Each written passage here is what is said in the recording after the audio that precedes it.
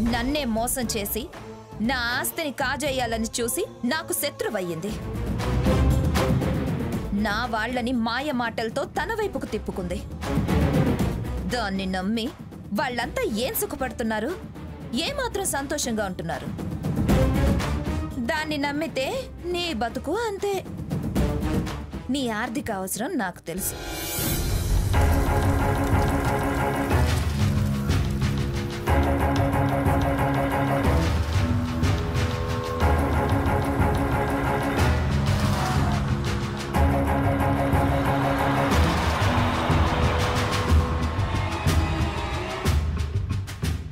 ఇదిగో blank cheque.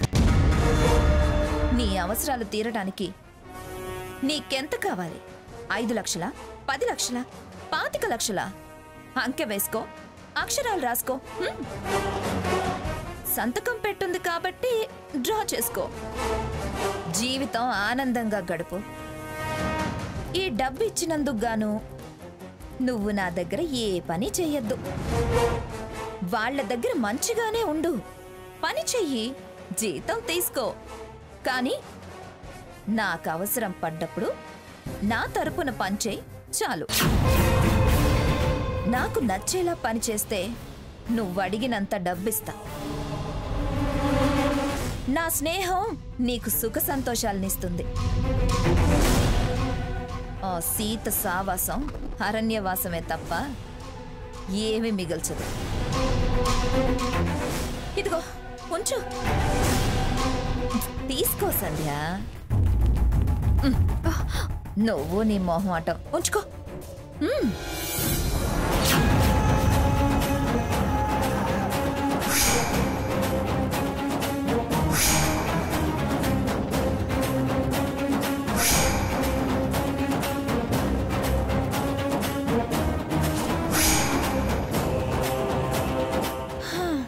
తీసుకో. నేను చెప్పిన పని చెయ్యి. సరే, ఏం చేయాలి? సమయం వచ్చినప్పుడు చెప్తాను. నాకు టచ్లో ఉండు. అవును, నీ ఫోన్ నెంబర్ ఏంటి?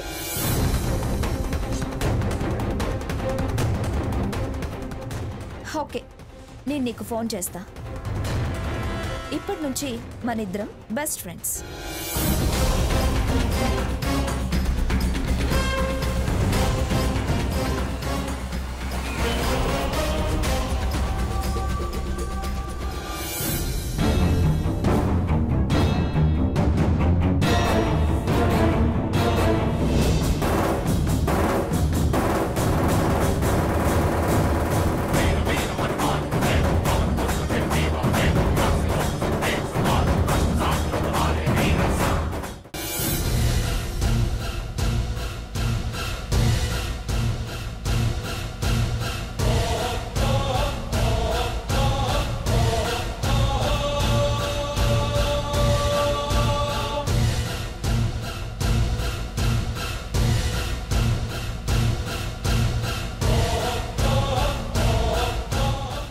మారు వేషాలు వేసుకొని పురావస్తు శాస్త్ర పరిశోధకులం అంటూ పక్క ప్లాన్ మీదే వాళ్ళొచ్చారు. ఏం ఎత్తుకెళ్లారో, ఎందుకు రావాల్సి వచ్చిందో, ఎత్తుకెళ్లిన వస్తువేంటో వివరంగా తెలిస్తే కానీ నా మనసు కుదుట పడదు. వాళ్ళ ప్లాన్ ఏంటో తెలిసి రాదు. ఇప్పుడెలా?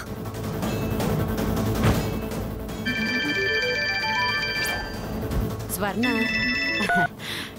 హలో స్వర్ణ, ఏంటి విషయం? చాలా రోజుల తర్వాత ఫోన్ చేశావు. క్షేమ సమాచారాలు తర్వాత, ముందు నువ్వు మా ఇంటికెళ్ళు. అక్కడ ఏం జరుగుతుందో తెలుసుకొని వెంటనే నాకు ఇన్ఫర్మేషన్ ఇవ్వు. ఇక్కడ ఏదో జరగబోతోందని అక్కడ నీకెలా తెలుసు? దొంగ వేషాలు వేసుకొచ్చి ఆ రఘురాం సీత మా స్టోర్ రూమ్ లో దూరారు. దొంగలను పట్టి పరువు తీద్దామనుకుంటే పారిపోయారు.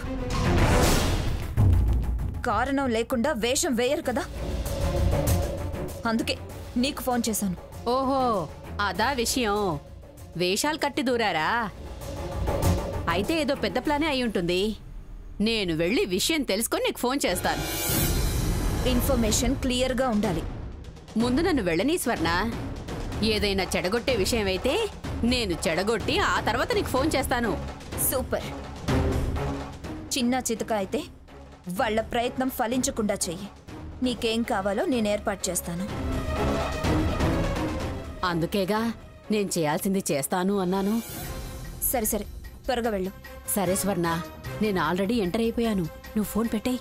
Okay, proceed.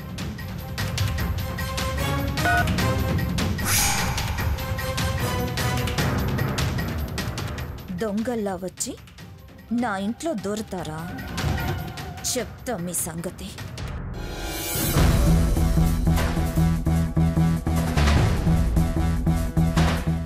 ఏంటి, ఇంట్లో ఎవరు కనపడట్లేదు? కొంపదీసి ఎవరు లేరా ఏంటి?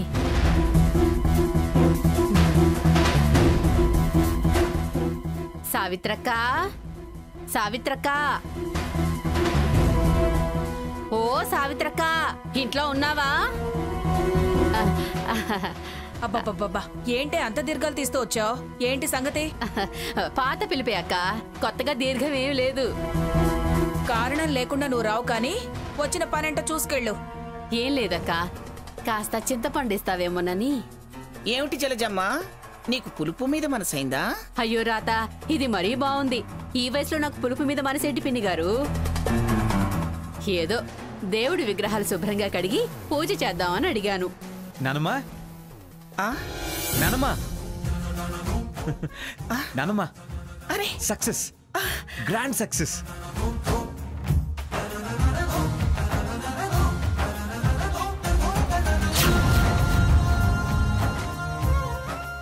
ఇది గంగ పూజ కలసం, ఇది కలస పూజ కలసం.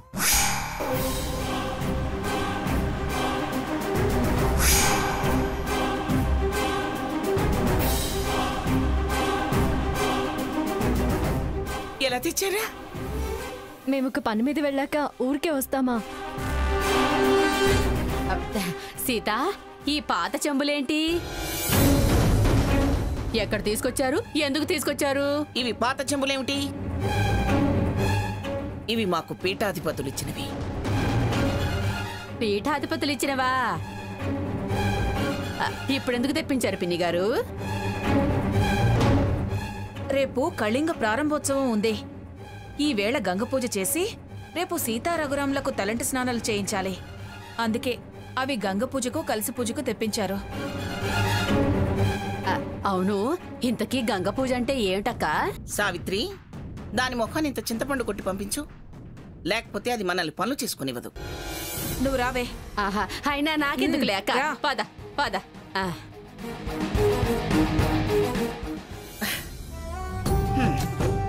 సీత, మీరు వెళ్ళి రెడీ అవ్వండి త్వరగా. అలాగే అమ్మమ్మ గారు. వెళ్ళండి.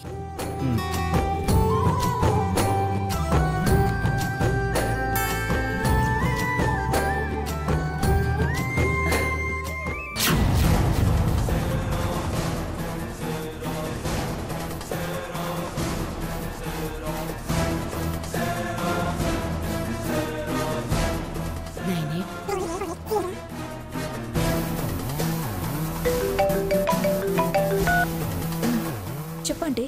స్వర్ణ, రేపు ఆ కళింగ కోట ఓపెనింగ్ కట్టనే.